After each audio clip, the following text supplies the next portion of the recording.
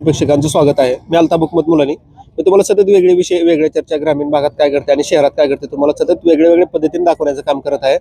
मी आज धाराशिव शहरामध्ये इथं हजरत खाशा शमशुद्दीन दर्गा इथे या ठिकाणी आलेले आहे.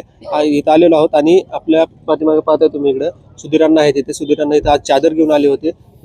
भोसले हायस्कूलमधून चादर त्यांनी प्रत्येक वर्षी इथं आणतात. आपण सुधीरांनाशी जाणून घेऊया की त्यांनी नेमकं कशा पद्धतीने इथे चादर आणतात, काय काय अनुदान करतात, नेमकं थेट त्यांच्याशी जाणून घेऊयाचा. अण्णा, तुम्ही इथं यात्रेनिमित्त इथं चादर आणली होती, तर काय सांगसाल? खरं तर या उरसाचं महत्त्व अतिशय म्हणजे मोठं आहे. कारण हा ख्वाजा शमशुद्दीन गाजा हा दर्गा मराठवाड्यातला सगळ्यात मोठा दर्गा आहे आणि या शहरामध्ये ख्वाजा शमशुद्दीन गाजीला अशी जातपात न करता सर्व धर्मीय समभावातील लोक या उरुसामध्ये येतात. हा 721वा उरूस आहे शहरामध्ये. म्हणजे जवळपास 720 वर्षापासून हा उरूस चालू आहे.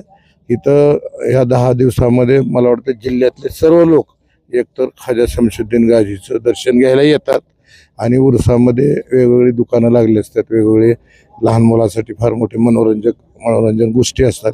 याच्यासाठी हे सर्व लोक येतात आणि आमच्या संस्थेच्या वतीनं आम्ही जवळपास 5 वर्ष झाले आमच्या संस्थेचे कर्मचारी असतील, विद्यार्थी असतील, 5 वर्षापासून आम्ही ख्वाजा शमशुद्दीन गाजीला आम्ही चादर घालतो. यावर्षी त्या पद्धतीनं चादर घालण्यासाठीच आमचे सर्व कर्मचारी आम्ही आलो होतो आणि इथले सर्व जे हे आहेत आपले मौलाना आहेत, हे मौलानाही आमचे दरवर्षी आम्हाला बोलवून अतिशय आदरातिथ्यानं आमचा सत्कार करतात. आम्हाला त्या चादर घालण्यासाठी सर्व मदत करतात.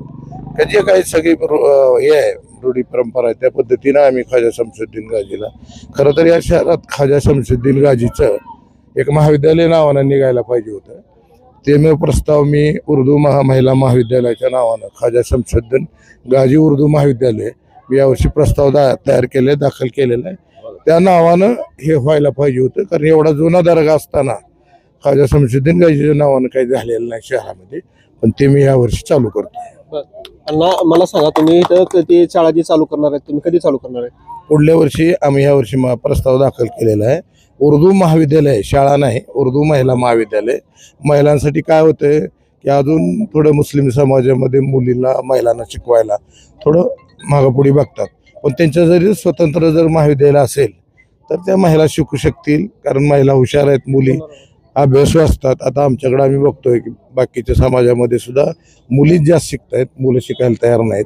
मग ह्या मुली शिक्षणापासून वंचित राहू नये, कारण पुढचं शिक्षण 12वी नंतर शिक्षण त्यांना मिळालं पाहिजे, ही भूमिका आमची आहे. त्याच्यामुळे ह्याच भागामध्ये आम्ही एखादी जागा घेऊन सध्या तर आम्ही प्रस्ताव दाखल केलेला आहे. ख्वाजा शमशुद्दीन गाजी महिला उर्दू महाविद्यालय असं नाव आहे त्या महाविद्यालयाचं. ते महाविद्यालय आम्ही पुढल्या वर्षापर्यंत चालू करणार आहे. काय नाव तुमचं? निसार पटेल. आज हजरत ख्वाजा शमशुद्दीन गाजी रहमतुल्लाह अलैह यांचं 721वा उर्स आहे. आज 4था दिवस आहे.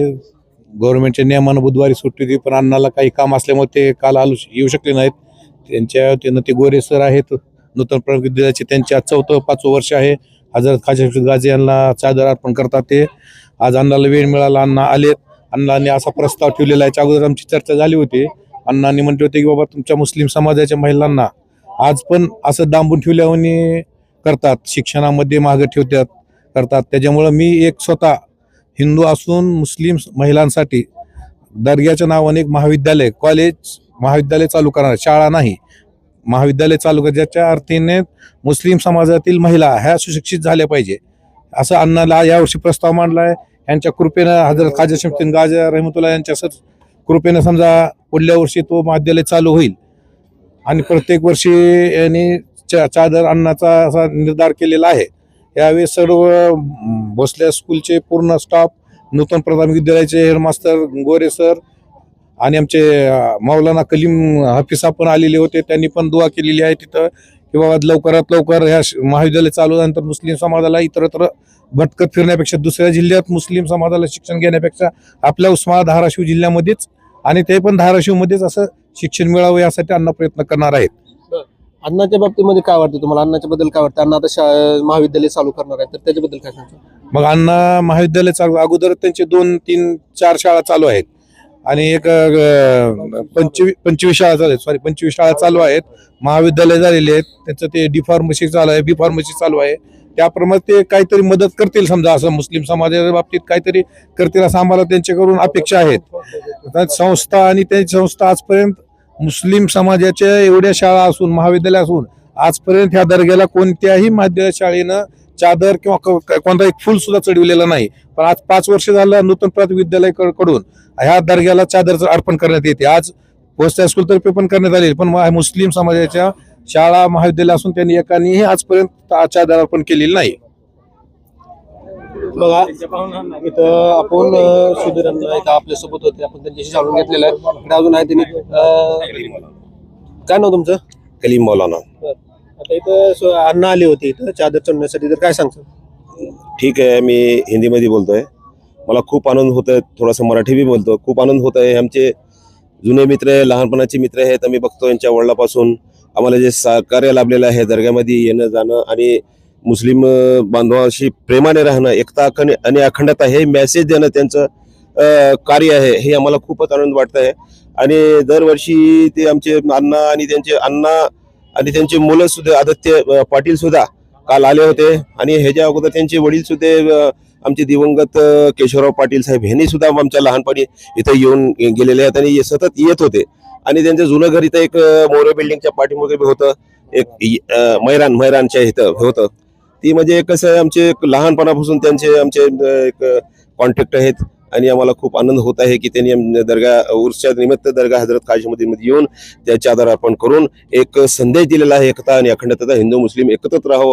आणि जे खाजा शमशुद्दीन यांचे जे संदेश आहे आणि यांच्या दर्गेमध्ये सगळे हिंदू मुस्लिम एकत्रित येतात आणि एक सद्भावना आम्हाला वाटते आणि आनंद व्यक्त करतो. बस अशी आमची अपेक्षा आहे की सुधीर अण्णा पाटील यांनी जे ही केलेलं आहे की महाविद्यालय मुस्लिम महिलांसाठी महाविद्यालय निर्माण करायचं खाजा शमशुद्दीन गांधी यांच्या नावानं त्यांनी एक निर्धार केलेला आहे, त्यांनी ही केलेला आहे.